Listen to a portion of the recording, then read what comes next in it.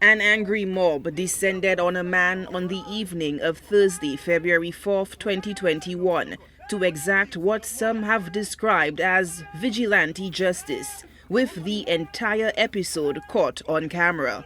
The man cried out in agony for help from the onslaught of the violent mob who used any and every object in sight to brutalize the man. Spokesman for the Saint Lucia Fire Service, Damien Jean-Baptiste, says the victim turned up at the Grosile Polyclinic for treatment.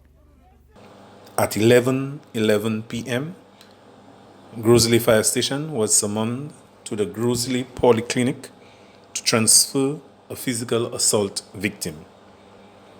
A 47-year-old male who reported that he had been assaulted by a group of men was handed over to the ambulance crew by staff of the polyclinic. He remained in a stable condition during transportation to the OKEU hospital and was handed over to medical staff with his condition unchanged. The angry mob could be heard chastising the man, leveling allegations of indecency.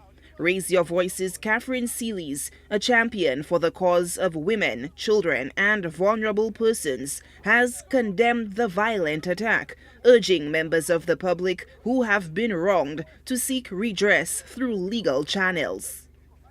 If somebody has been violated sexually, it is a criminal matter and the police is the authority. The other options you may have is the Department of Human Services. The Department of Human Services still have to refer it to the police. So the police is the authority. When something like this happens, you go to the vulnerable persons unit upstairs, the Lama building by the passport office, or you go to a police station and make a report and allow the police to investigate. You don't decide to beat the person. Supposing the person was killed, then what happens? Sealys is baffled by the rationale behind the violent attack, laced with homophobic slurs that further riled up the crowd.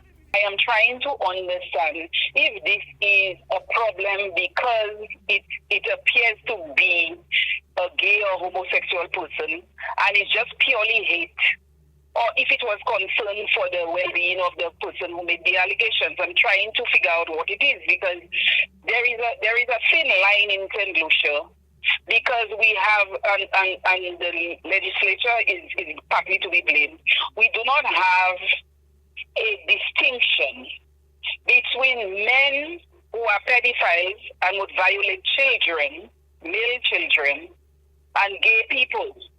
So people assume pedophiles are gays and gays are pedophile and they are homophobic, so they resort to violence.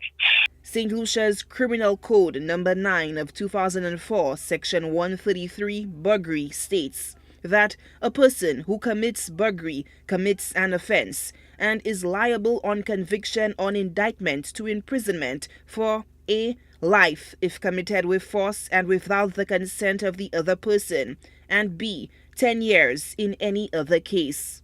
Despite law enforcement confirming knowledge of the attack to News Force, authorities say there has been no official report made on the violent mob attack. Solange Alfred, HTS News Force.